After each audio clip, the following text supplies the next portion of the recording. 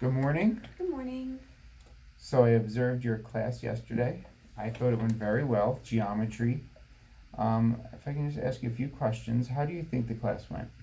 The class started off a little rough. It was the end of the day, but I expected that.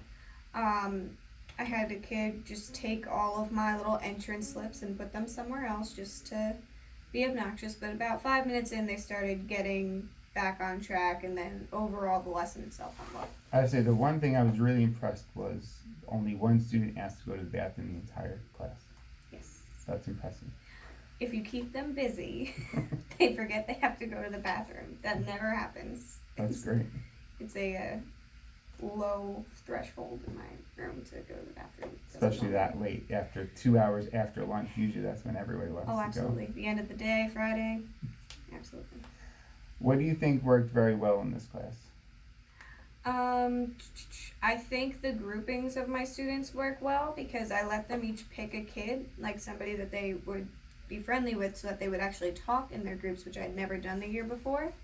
So I let them pick somebody to be in their groups, and I created my groups that way, and it's caused them to talk a lot more in their groups because even if they're only talking to their one person, they're at least talking.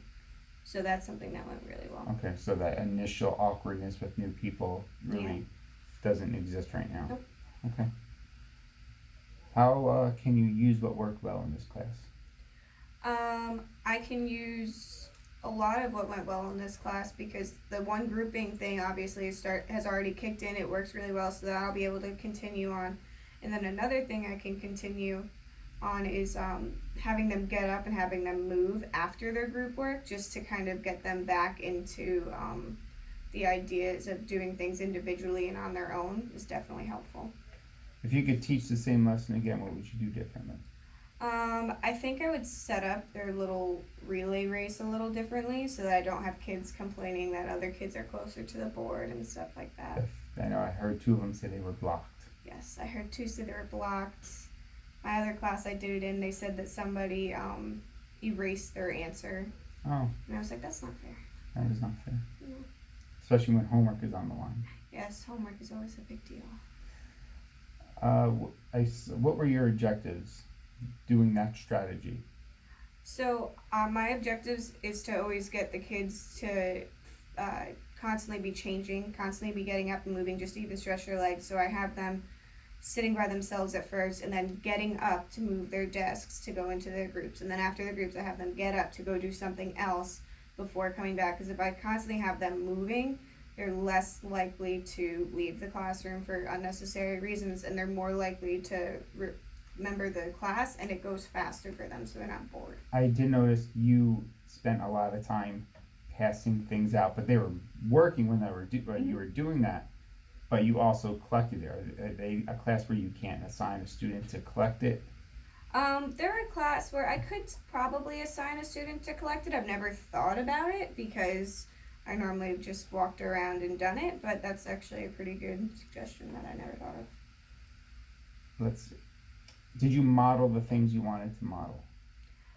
Everything that I did, I got through everything that I needed to get through. Like, I was able to, I think it went well because I actually, they're getting their testing on it, so they just started, or they got their test for it yesterday. So they were able to actually go through and do well. They didn't have poor scores, which is new for me because normally I have a lot that are like way low. I have to say, I thought that was a lot of information covered. Yes. To do the complementary, the supplementary, the adjacent angles. You were definitely moving fast.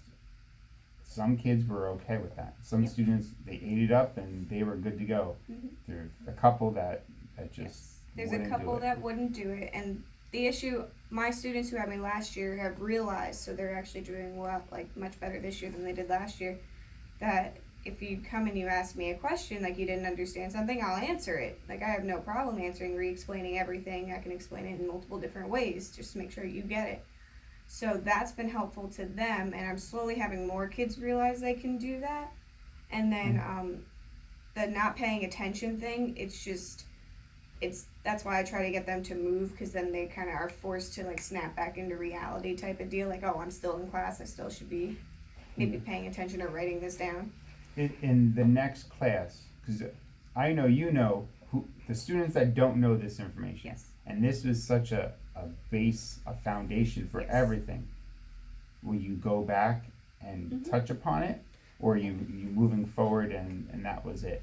Well, everything in geometry builds on itself, so that's kind of helpful because that means that you actually get to, whatever you did the day before is going to be used that day, the next day, like throughout the rest of geometry. So for them, what they actually did, every day I normally, when they come in and I check their homeworks, I normally ask if there's any question from the homework, and I tell them, give me 3 questions from the homework that you want to go over. Give me 2. I'll give them a number so we actually go over ones they want to do. Okay. And then we'll go over those and then kind of clarify small like things that people had questions on, and then start the day's lesson. So if you to teach this lesson again to this same class, what would you do differently?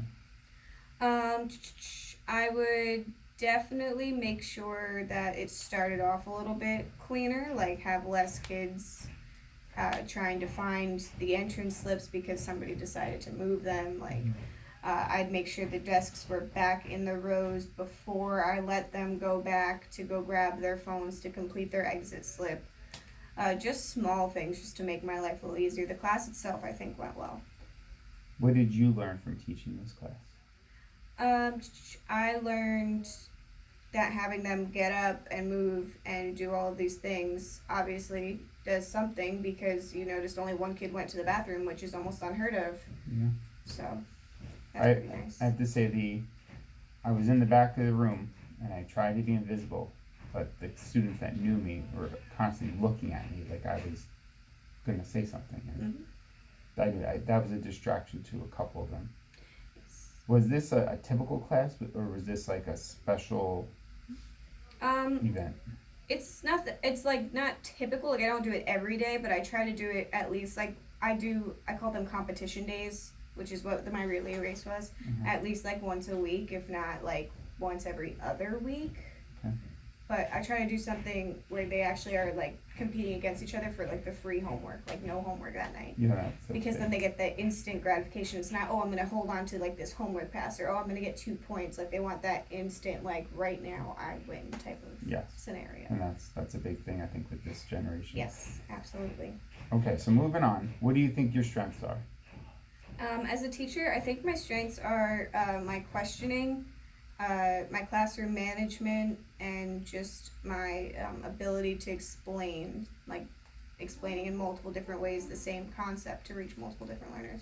The one thing I would say that I don't necessarily think was your fault was you explained the directions several times, like maybe going on 4, and there was still that one group in the back that did not know what to do. Yes. Until you physically went in front of them and told them exactly what to do, and they still were okay. I guess I get it. Like they just weren't on the same level as everybody else. That one group is there's 2 kids in that group that genuinely don't don't want to try. Like I know that sounds bad, but it's like they don't they want everything handed to them. They're used to being the smarter kids in like 7th and 8th grade, like never had to do homework, and now they're realizing they do have to do homework, they do have to do this, and they don't like it. And that's hard in geometry because geometry is completely different. So you may have been good at algebra, pre-algebra, but geometry is a different ballgame. It's completely different. So. Okay, and then last thing, how do you feel about your students during this class? Did you feel that they were making progress with it? Oh, I think they definitely understood it.